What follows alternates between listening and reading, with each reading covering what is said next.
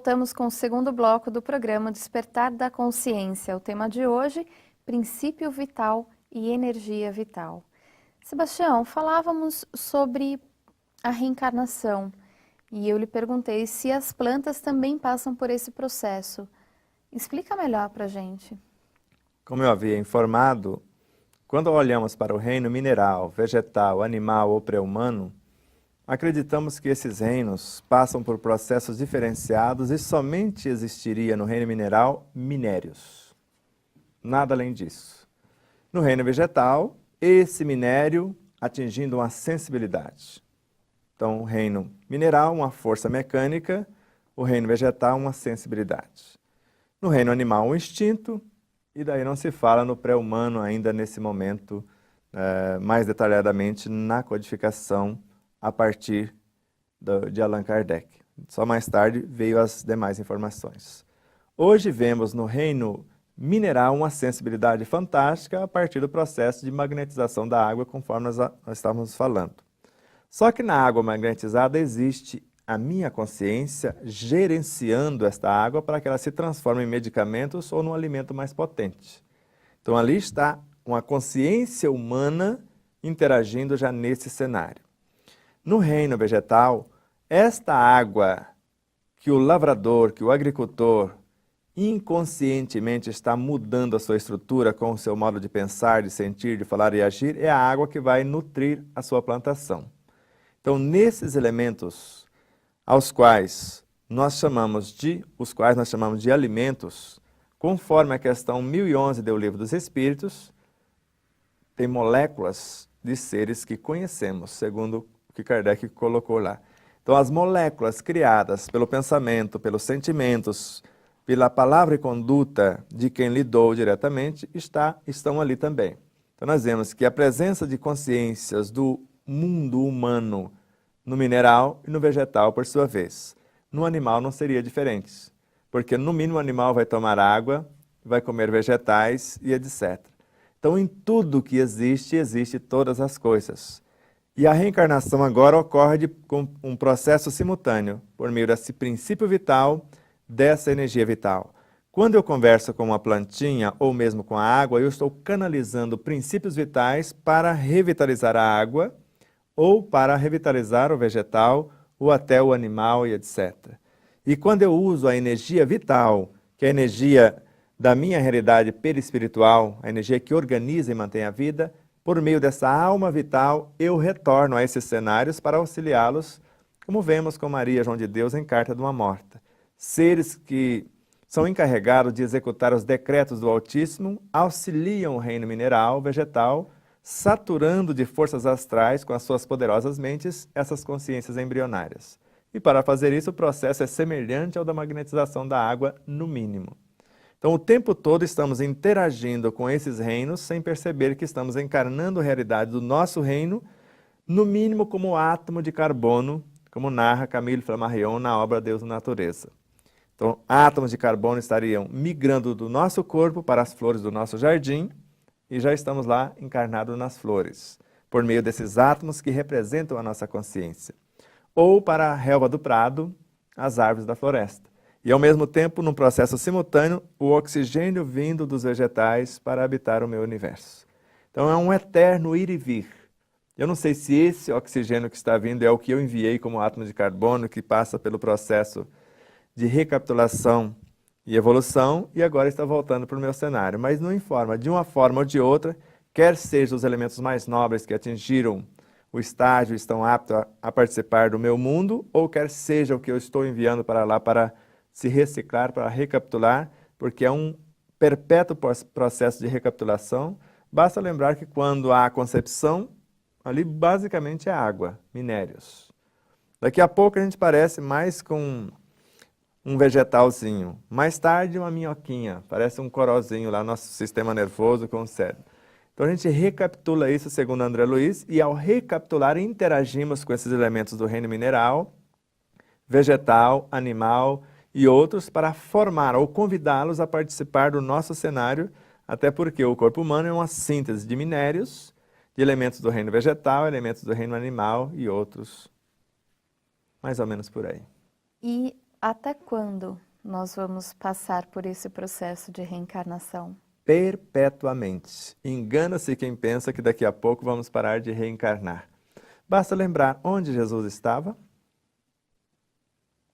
Poderíamos dizer no reino dos céus. Tudo bem, ele não voltou? Sim. Agora, quantos missionários? Vamos lembrar de alguns que marcaram a época. Zoroastro, mais ou menos há 8.000 anos.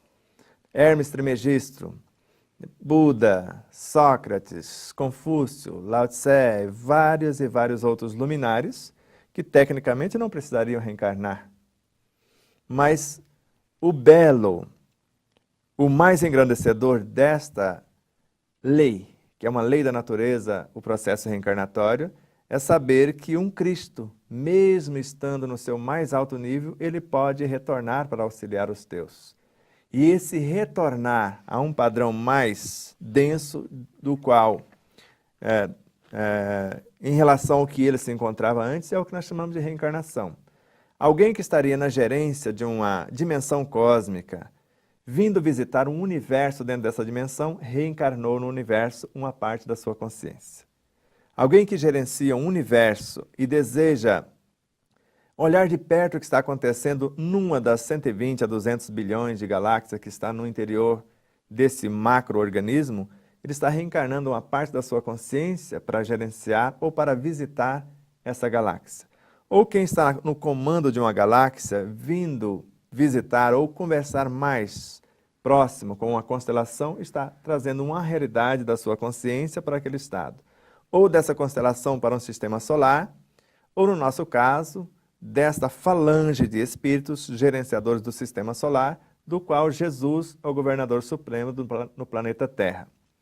Mas além de ser o governador supremo do planeta Terra, eu fico imaginando, Jesus esteve 33 anos conosco, aqui no corpo de carne. E se ele, Jesus, é o governador do planeta, e não o Cristo, o qual ele pertence, do qual ele é apenas um fragmento, quem ficou no comando durante os 33 anos? Porque ele estava aqui e nós demos muito trabalho para ele ficar. Por isso, nós existimos lá como consciência e, ao mesmo tempo, estamos aqui como um fragmento da consciência, a personalidade. E esse processo reencarnatório, nós vemos no caso de Jesus. Imagine o estado vibracional da sua consciência como um todo, do Cristo ao qual ele pertence. Imagine a distância que existe entre Jesus e nós, que eu garanto a você que é muito mais longe do que entre nós e o mineral. Agora, ele pode vir dos altos planos e falar conosco com a mesma roupagem. Agora, nós não podemos enviar um fascículo da nossa consciência para gerenciar um núcleo atômico? Seria diferente? Porque alguém não admite sequer falar nessa possibilidade, porque isso seria retroagir. Mas o saboroso dessa experiência é poder voltar aos reinos retardatários, um professor que tem um pós-doctor, ir lá no jardim de infância, auxiliar aquele aluninho que está começando, falar que um dia ele pode ser um também. E isso não diminui o espírito, porque ele não perde nem a sua lucidez, porque do contrário Jesus teria perdido. Então ele ligou-se à matéria num corpo igual ao nosso. No entanto, ele permaneceu lúcido, desperto, interagindo com todas as realidades, e fazendo verdadeiros prodígios para quem não entendia aquela realidade. Então, só de voltar a um estado consciencial mais denso não quer dizer que nós perdemos a nossa consciência, a lucidez, que basta olhar seres que vieram de Capela, lá eles volitavam com seus corpos, e aqui animaram corpos quase de primatas. E não perderam a lucidez porque deixou o rastro aí. Mesmo nos corpos densos, corpos quase de primatas, construíram pirâmides usando as suas mentes, porque não se explica a tecnologia que eles usaram, que o máximo que acha-se de falha numa pirâmide, 6 milímetros. Você sabe que eu penso muito nessa questão assim, né, de poder voltar. Porque outro dia no curso de Espiritismo, né, da doutrina, uma pessoa falou assim, mas Chico Xavier, por exemplo, ou Madre Teresa, eles não voltariam. Para que eles vão voltar? E eu discordei, eu falei, não, eu acho que seria importante eles voltarem. Até para explicar novamente o que pode acontecer, o que vai acontecer, quais os caminhos a gente tem que tomar, a quantidade de coisas que a gente tem que engolir e superar para poder chegar ao extremo, a parte superior, digamos assim. E aí ficou aquela discussão que uma parte da classe acreditava que não, eles podem voltar, ou talvez já voltaram, e algumas pessoas não, eles estão já num degrau muito superior ao nosso, não tem por que eles voltarem. Errado o meu pensamento acreditar que eles podem voltar? Para começo, eles nem foram, né? Porque eles nem saíram. Só mudou o campo vibracional. Então, eles não só voltam porque estão voltando, porque se Jesus, o governador supremo, quando a informação de Bezerra de Menezes chega, que a mente do Cristo estaria se aproximando do planeta. O planeta é o seu corpo. Quando nós pensamos, nós trazemos um estado da nossa consciência para habitar o nosso corpo, para revitalizar ou para gerenciá-lo com os hormônios. E se a mente está vindo na direção do planeta, na mente, no mínimo, ela exterioriza fótons. E misteriosamente surge um cinturão de fótons, que já ouvimos com oradores e com outros luminares, que esses fótons são as partículas conscienciais do Cristo que vão mudar a humanidade ou fazer o processo de regeneração.